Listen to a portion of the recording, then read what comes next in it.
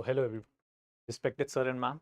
Today we are going to discuss a very important topic in economics called nominal exchange rate. To understand this concept, you need to understand certain basic terms about that. For example, I'm going to express or I'm going to teach what's called masala bonds, what's currency swap agreement, and what's called forex agreement. In my previous lecture, I have discovered and I teach you what is called monetary expansionary and contractionary policy of RBI. So we'll further continue with this as we go. Let's begin with this lecture. I hope you'll enjoy that. I'm going to explain each and every term to you very nicely. If you have any question, you can ask me post that. I'm going to clear that. Okay, sir. Let's continue this. Let's continue this. So first of all, I need to tell you what's called masala bonds. So you must know what's masala bond. I mean, masala terms come from India because India is known for its spices. If you want to understand what's masala bonds, I need to explain it in a bit of length. Let's begin this.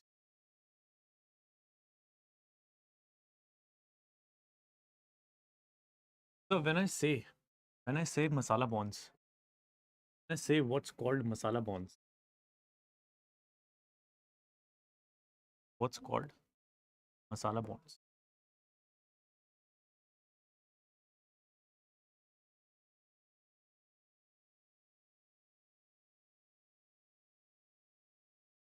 So first of all, you need to understand what bonds are.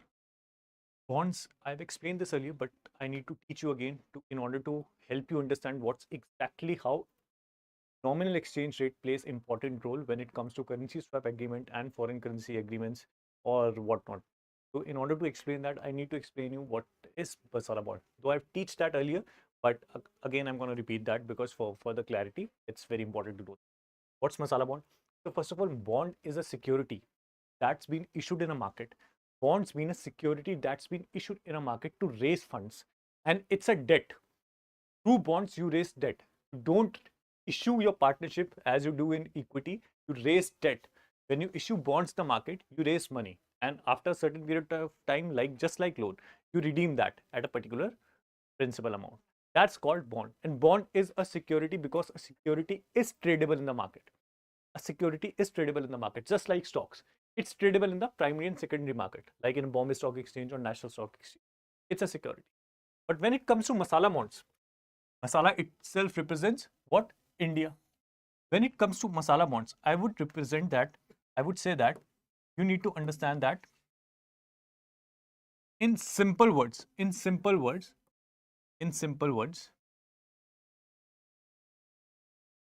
it's nothing but, it's nothing but tool, tool to raise, tool to raise foreign money, to raise foreign money, tool to raise foreign money from foreign market, from foreign market.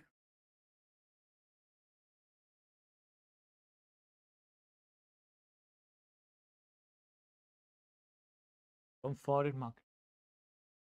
First of its component is tool to raise foreign money from foreign market. Second tool, sir, it's rupee dominated. It's rupee dominated. It's rupee dominated bond. It's rupee dominated bond. What does that mean? What does that mean? It's rupee dominated. What exactly does that mean? So there's a tool. If, for example, government or any corporate organization wants to raise money in a foreign market in foreign currency, then this can be helpful. Raise that money as well. Then this can be helpful to raise money out of that. Then what does that mean? It's a rupee denominated bond. Let me give you an example for this. Let me give you an example for this. For example, exchange rate, nominal exchange rate, nominal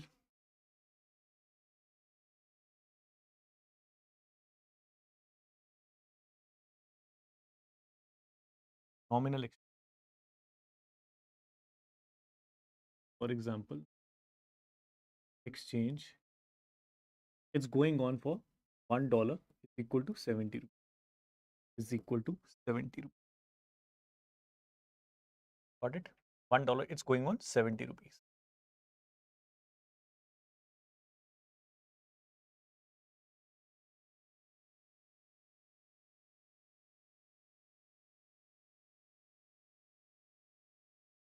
So nominal exchange rate, $1 is equal to 70 rupees.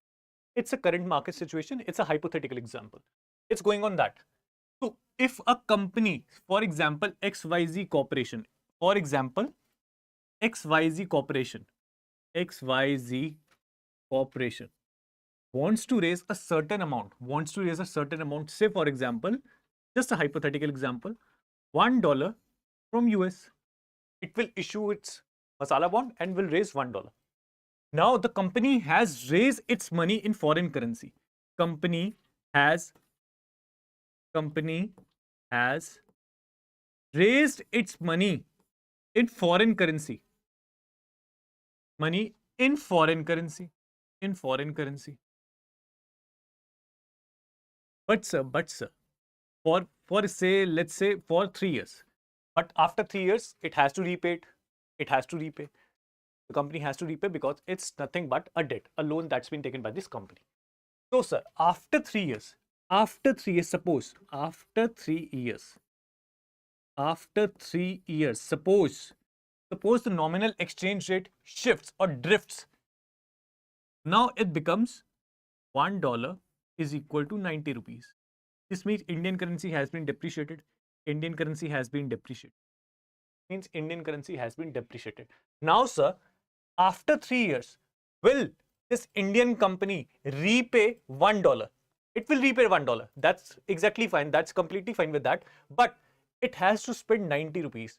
Will it spend 90 rupees or will it spend 70 rupees?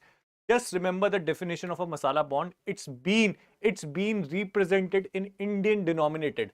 It's been represented in Indian denominated currency. They raise money in foreign currency, but when it comes to repay of principal amount, they will pay $1, but equivalent to 70 rupees. Equivalent to 70 rupees. I mean, in the time of maturity period, it will pay 70. Company will pay 70 because it's raised on this. The loan amount has been raised on this exchange rate, not on this exchange rate. So after a maturity period, it will repay 70 worth $, 70 rupees a dollar, 70 rupees worth a $.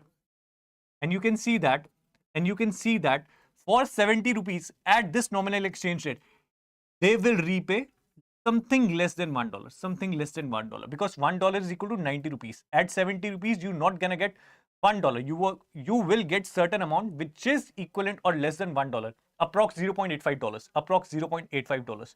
So in this case, you can understand that the risk of nominal exchange rate is being borne by the foreign investor, not by the Indian company. So in this, exchange rate risk, exchange rate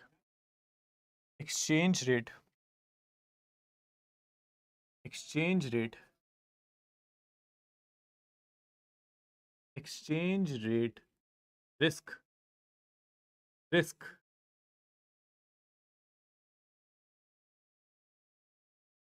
will be borne by foreign investor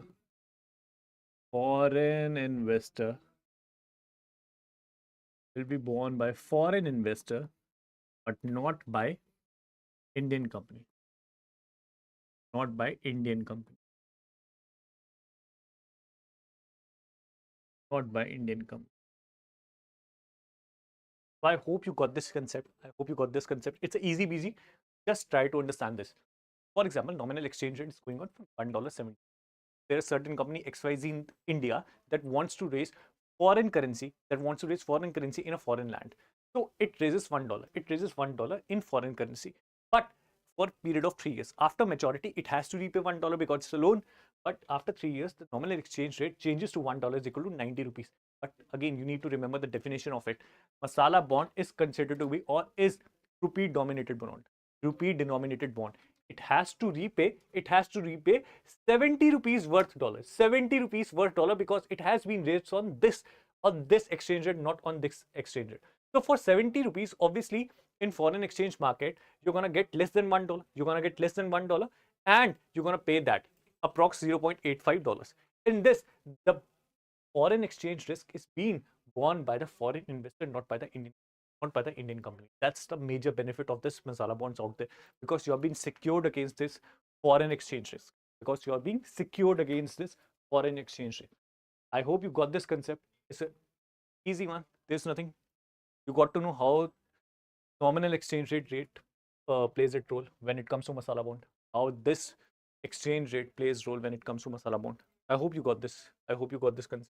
Let's come to PPT. Let's come to PPT. So here's this. What's masala bond? Again, what's masala bond? Rupee denominated bonds. It's a rupee denominated bonds are issued by Indian entities in offshore markets. Name masala to reflect their Indian origin. As simple as that. As I said, you just need to remember 2 points. What's masala bond? It is a tool to raise money from offshore or from outside world or from foreign land in foreign currency. You're not raising money in Indian currency. You're raising in foreign currency, but again, it's being denominated in Indian rupees. You need to accept that it's being role of nominal exchange rate has been played in order to repay its principal amount. That's called rupee denominated bonds. That's called rupee denominated bonds. I hope you got this point. There's nothing too fancy about this. You got this to reflect their origin. Now, key features: the currency risk. Again, the currency risk is borne by the investor. HDFC Limited was the first Indian corporation to issue them. It's a certain fact, but again, may be useful for prelims, maybe not. It's not that important out there. The currency, but you need to remember that point because conceptual questions has been asked in UPSC. You need to understand that economy is such a subject. Once you understand that, you're gonna get very high marks in economy. And it's again, when it comes to UPSC prelims, it's become a quite dicey out there. It's more of a luck oriented exam. You need to sort out certain subjects which favors you in that exam, which favors you in that pressure exam. And economy can one of, because you don't have to mug up a lot of things just like in history or environment. So that's very important out there. The currency risk is being borne by the investor. HDFC Limited was the first Indian corporation to raise that. So Indian corporation has been saved against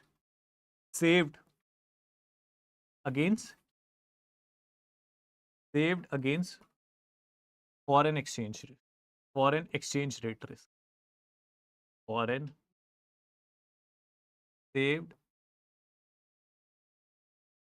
Saved against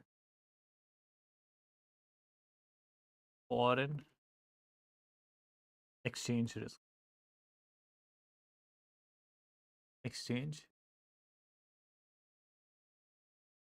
Okay. First insurance, obviously, IFC launched the first masala bonds in 2014. They raised $3.1 billion by 2000, opening new markets.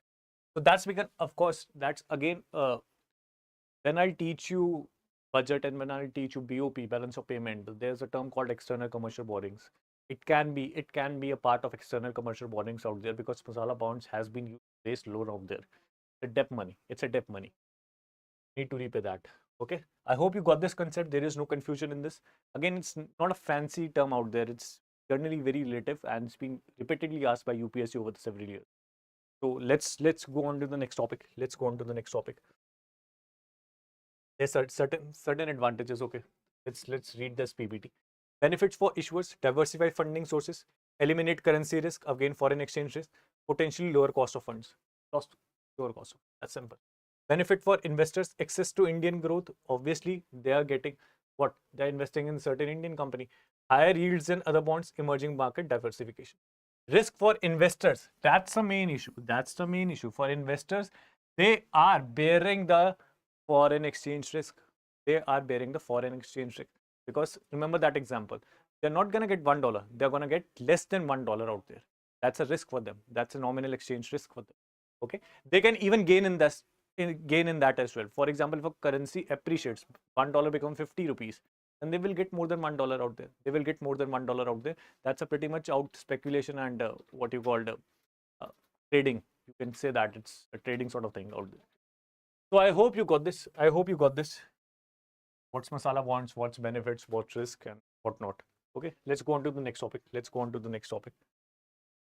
Another is currency swap agreement. That's a pretty important topic when it comes to economy.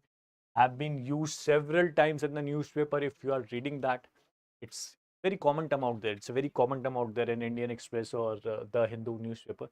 Need to know what is this. Need to know what is this. And I'll explain that very briefly out there. I'm going to give subsequent amount of time in this topic. It's again very prominent out there.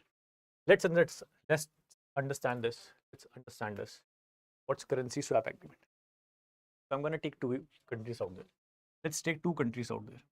Okay, let's take two countries out. First is again the first is USA. The first is USA.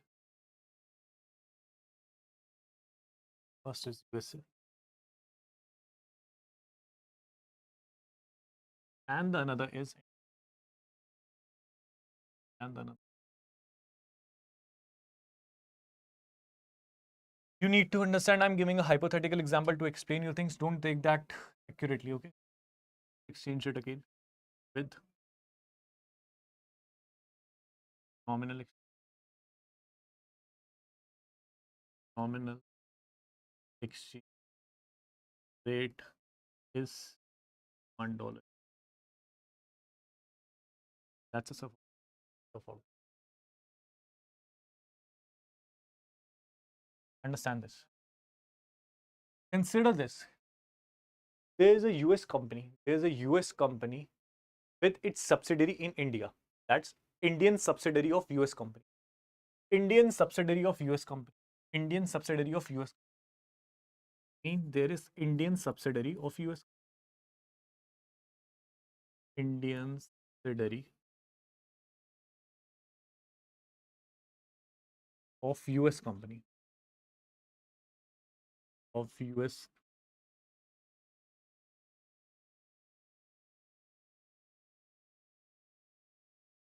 And again, there is US subsidiary. US subsidiary. US subsidiary of Indian company. Of Indian company. Of Indian company. Got it? Got it? There's Indian company and its subsidiary being working in US, and there is a US company whose subsidiary is working in India.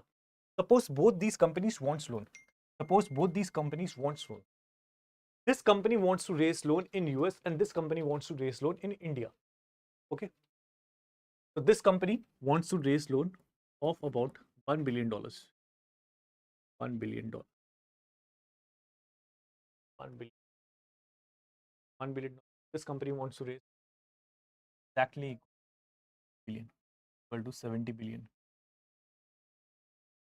$1 billion and 7. Got it? Got it? Now, sir, this Indian company gonna get US loan. What can I get US loan at? At 7%. 7%. But because it's an Indian company, it's going to get a loan 7%. Suppose a US company was there. Suppose a US company was there, it's gonna get loan at lower rate of interest. That's a priority given to a obviously local market or local companies out there. That's what even deglobalization is all about. So Indian companies getting a loan at 7%. But suppose if US company was working over there, they will get a loan around 5%. They will get a loan. Otherwise, for US company, otherwise, for US company, for US company, rate of interest is 5%. Rate of interest for US company, rate of interest percent. I hope you got this. Similarly, for US company, the cost of raising a fund, the cost of raising a fund or rate of interest is 9%. But for an Indian local company, Indian local for an Indian local,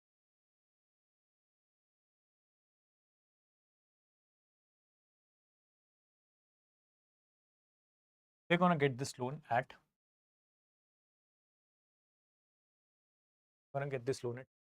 I hope you got this. So US company Indian company working in higher rate of interest, while the local company may get it slower rate of interest. So okay, that's the scenario. Now both companies, both MNCs decided, let's swap this currency. Let's swap this currency. Let's swap. So let's swap. For now, US local company said, okay, I'm gonna raise, this loan. I'm gonna raise a loan of $1 billion for this company at 5%. I'll give it to you. And similarly, Indian local company says, okay, I'm gonna raise this amount of money at 7% for you, and I'll give it to you. Both companies agreed on an agreement. So there is this agreement. This agreement. There is this agreement. Understand this clearly. This agreement that a local US company will raise its loan at 5% and will transfer this to an Indian company working in US. Similarly, an Indian local company will raise loan at 7% and will transfer it to US company working in India. Because of course, both of the companies are getting rate of interest, getting loan at higher rate of interest. They want to get at lower rate of interest. They want to reduce down their cost of borrowing. They want to reduce down their cost of borrowing. Both companies want to reduce down their cost of borrowing. Cost of borrowing is nothing but rate of interest. Cost of borrowing is nothing but rate of interest. Cost of borrowing is nothing but a rate of interest. Both companies want to do that. Both companies want to exactly do that. So they swap that. They create an agreement where both companies will raise a loan at subsequent lower rate of interest and will transfer to the other companies. That's how thing works. That's how thing works. Now in this case, US subsidiary, US subsidiary of Indian company will get its loan at 5%, will get its loan at 5%, whereas Indian subsidiary of US company will get its loan at 7%. Will get its loan at 7%. That's called currency swap agreement. And by the end of the period, by the end of the maturity, this company gonna repay that 70 billion. They're gonna repay that 70 billion, and this company gonna repay that $1 billion to this company that will pay further to bank. That will pay further to the bank. I hope you got this point. I hope you got this point. Again, I'm gonna explain this. What's currency swap agreement? What's currency swap agreement? It's a business tool out there. Of course, everyone wants a loan. Everyone wants to get money, but at lower rate of interest. And that's a tool that's been agreed by between two governments, between two central banks, or between two corporations out there with friendly relations in politics. For example, I've taken example of a US and India. I've taken example of a US.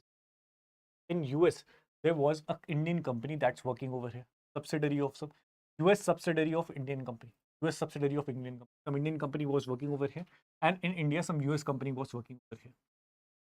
If they apply for the loan, they're gonna get at 9%. If they applied for the loan, they're gonna get at 7%. But the local companies will get priority over these and will get loan at lower rate of interest. The cost of borrowing will be less as compared to those who are not a local persons or local companies out there.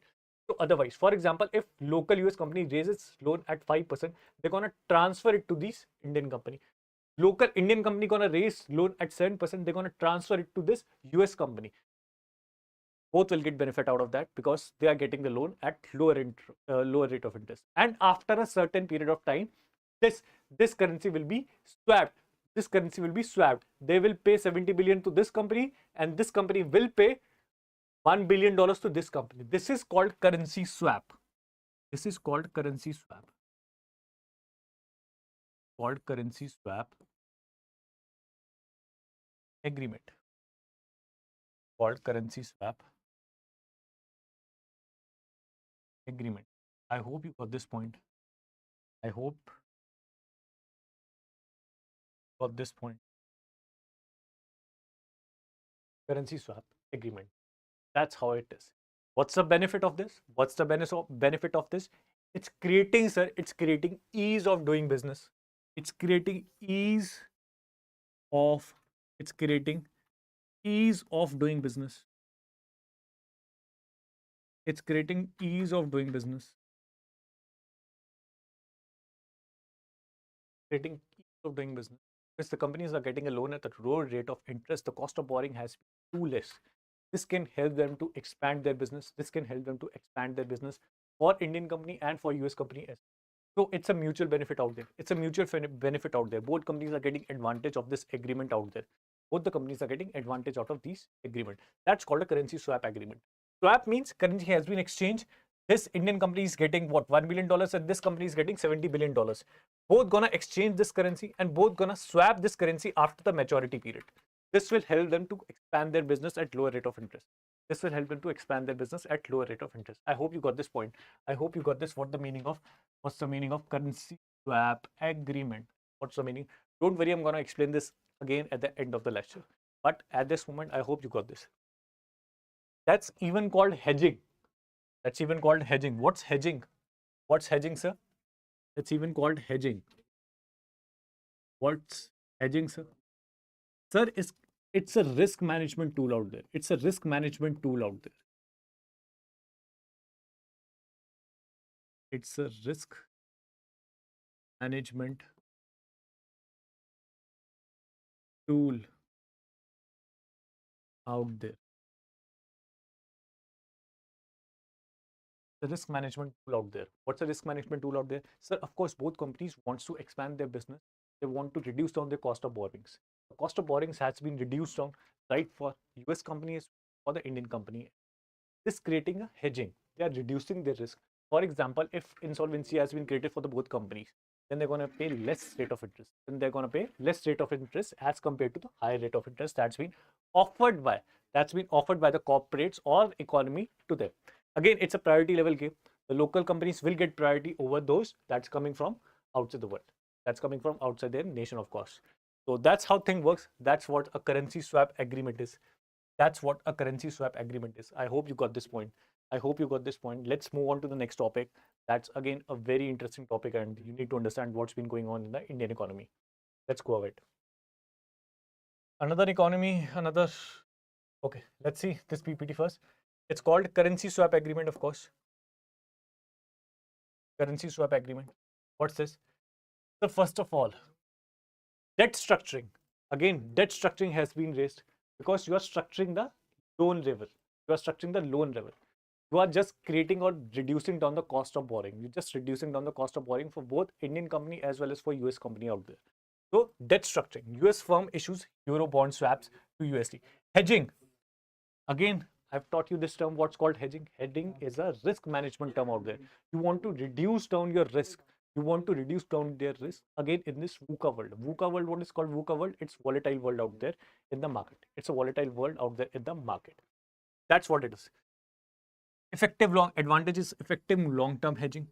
Access to competitive capital markets. Competitive capital markets, you are getting a lot of fund at reasonable amount. You're getting a lot of fund at reasonable amount. Highly customized solution. One of the more advantages it plays is ease down of doing business, and it improves economic relations between two nations.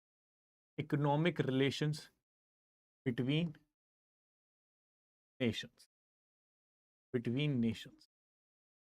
That's one of the aspect why Trump administration allowed to reduce down their tariffs against India. That's one of the reasons, because a lot of monetary exchange, a lot of business has been going on between the two nations, and that's exactly what Trump has been doing, leveraging on that and try to improve its relation with India, because again, it's a market. India is a market for the cheap labor, a lot of businesses out there, technological advancement, all that stuff. That's one of the reasons. Let's go on to the next topic. That's called Forex swap agreement. Forex swap agreement. That's called Forex swap.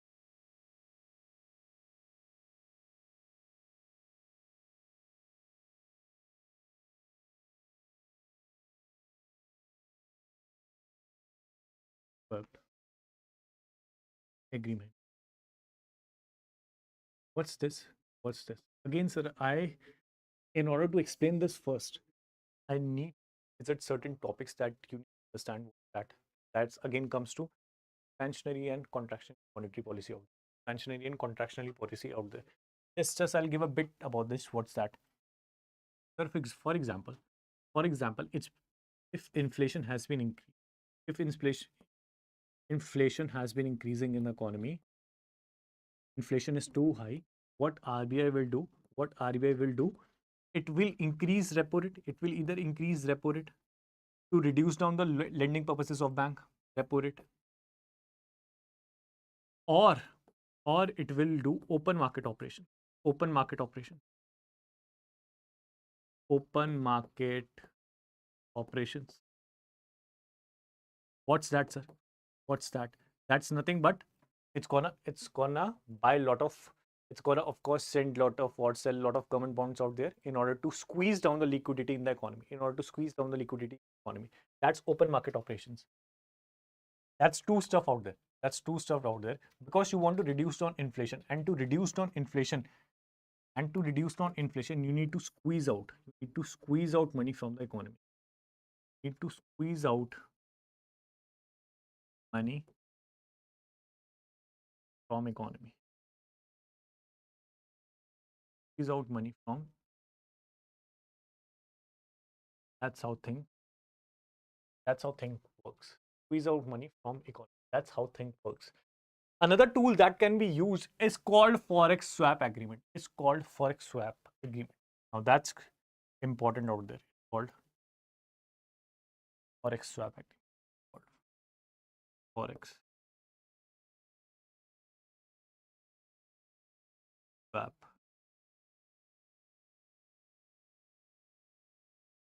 agreement. That's important. What's this? Watch this.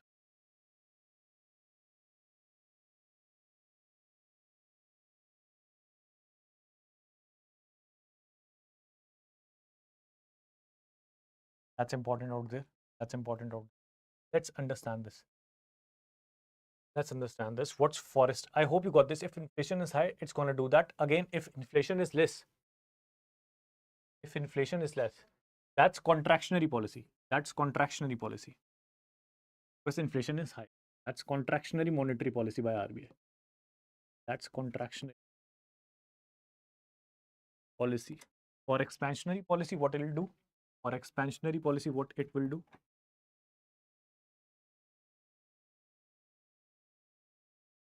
Policy, what it will do? Again, it will reduce down the repo rate. It will reduce down repo rate. It will again cut open market operations, but in this case, it's gonna buy all these bonds from the market in order to inject liquidity in the economy. Open market operations. Another thing will be in order to explain, it will reduce down what I have taught earlier. It will reduce down the reserve deposit ratio. If you have not studied what reserve deposit ratio, please go on to the last lecture. You're going to understand what's a reserve deposit ratio. How money is created in the economy. That's a very important topic out there. Reserve deposit ratio. Again, it will reduce down reserve deposit ratio. It will reduce down reserve deposit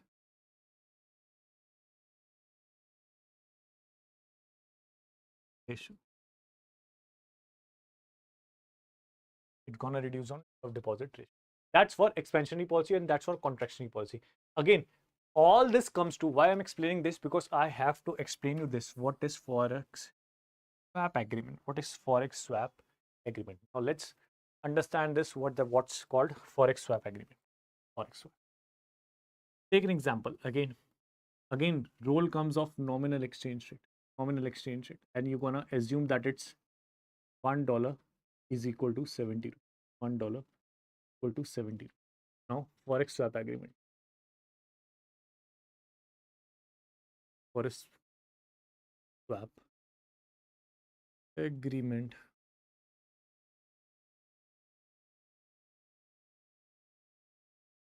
Forex swap agreement. Suppose there is, okay. Now this is RBI forex swap agreement. It better. Forex swap agreement.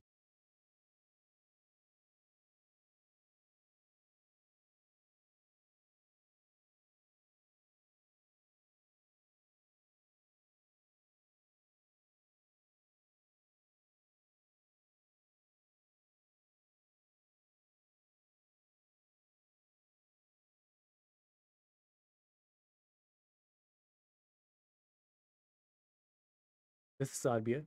This is RBI. and this is bank. Any bank.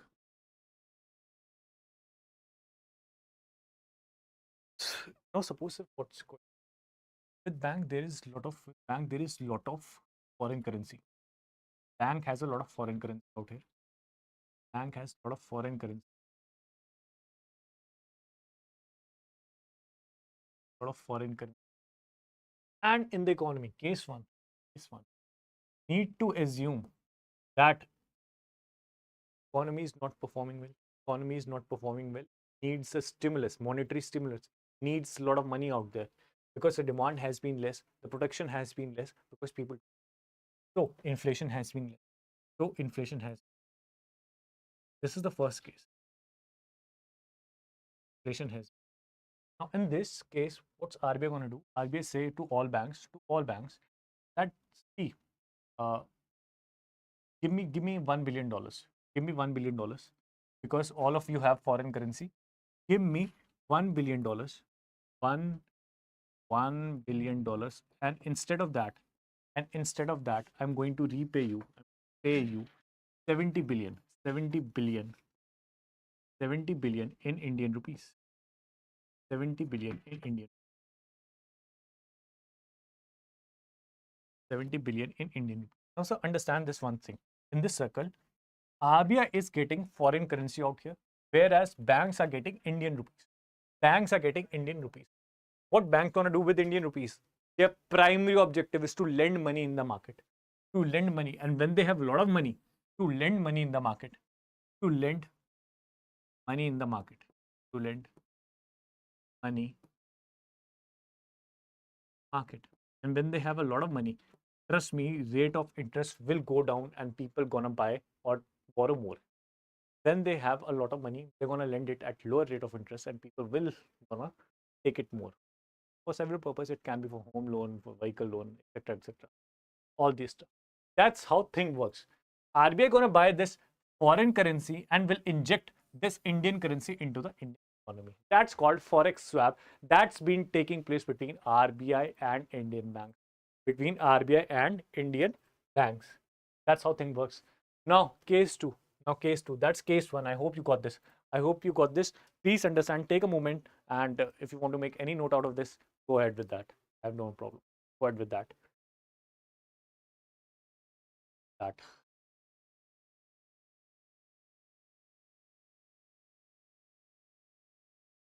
That's only case one. In this case, you need to assume that inflation has been less. Inflation has been less. Inflation has been less. Why inflation? Because there is no demand. Less demand. Less demand due to lower liquidity. Lower liquidity.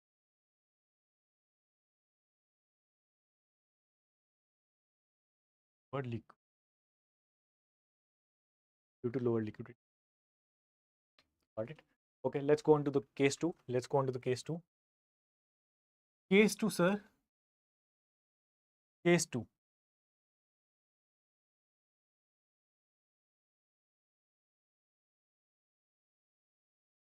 Case two, you need to assume that inflation has been. Need to assume that inflation has been going up. Inflation has been going up. It's been, I think it's breach. You need to assume that it's breaching the 6% that's been 6% limit that's been conducted by the Monetary Policy Committee. I'm going to teach you that again as well. But you need to understand it's been going up. Why it's going up? Because there's been more demand in the economy. People have jobs, they are getting wages, wage spiral is there, demand has been rising, production has been increasing, and there's been through inflation. Now, in this case, how it's gonna work? How it's gonna work? This is RBI, this is bank. RBI and this is bank. Again, in this case, RBI wants to. Please बताइए UPSC में से कौन सा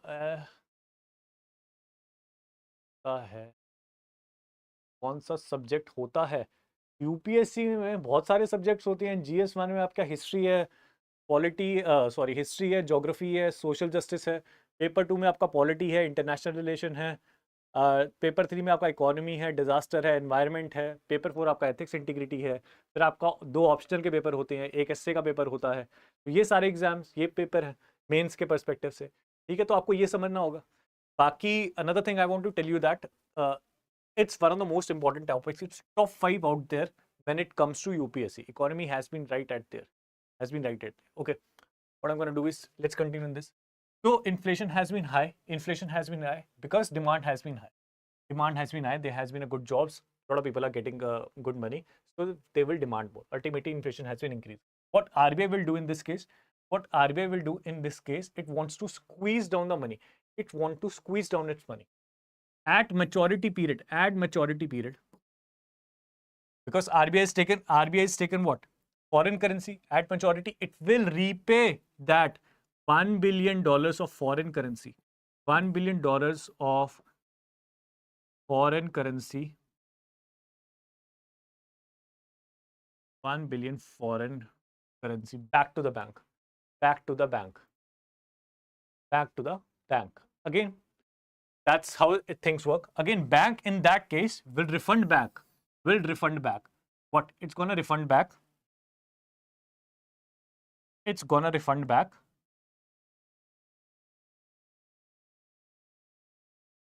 70 billion, 70 billion Indian rupees. 70 billion Indian rupees. 70 billion Indian.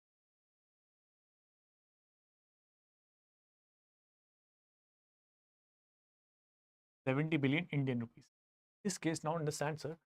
Banks are again, it will create a shortage of Indian currency with bank. Again, when banks will not have that sort of currency, lending purposes will become, lending will become stalled. Lending will become stalled. Lending will not take place that frequently. Will not take place that frequently. All होगा. It will not take that frequently. So ultimately, what will happen? It will create less, will let less money, and there will be less money injection in economy. Less money injection in economy. Less money injection in economy. What will be the result of this? What will be the result of this? Result will be that, sir, it will help to control inflation out there. It will help to control inflation out there at any cost. It will help to control inflation out there at any cost. I hope you got this point of what's case 2. Because in case 2, RBI is trying to control inflation. In case 1, RBI is trying to create inflation. So it's again, when I talk about Forex swap agreement, talk about Forex swap agreement. When I talk about Forex swap agreement, it's nothing but a monetary tool used by bank. Monetary tool used by bank. Used by bank. Monetary tool. I hope you got this point, sir. I hope you got this point. Let's revise these 3 issues out there. Let me continue with this. What is Forex swap agreement out there? The interbank funding. Interbank funding. When it comes to RBI and other banks, it's nothing but interbank funding. Central bank operations, again, it's nothing but what's called central bank operations because it's a monetary tool out there that RBI uses to resolve its issues. Again, corporate liquidity. Corporate liquidity.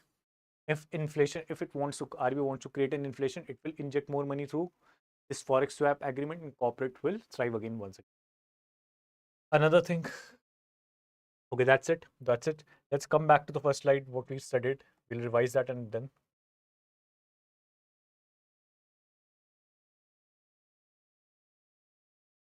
So first of all, we studied what's called masala bonds. It's nothing but bonds that are used to raise funds from foreign investor in foreign currency, but denominated in. That needs to be remembered at any cost. Again, I give an example that NER is equal to $1 is equal to 70. XYZ wants to raise money in foreign currency. They raise that, but after 3 years, the nominal exchange rate shifted.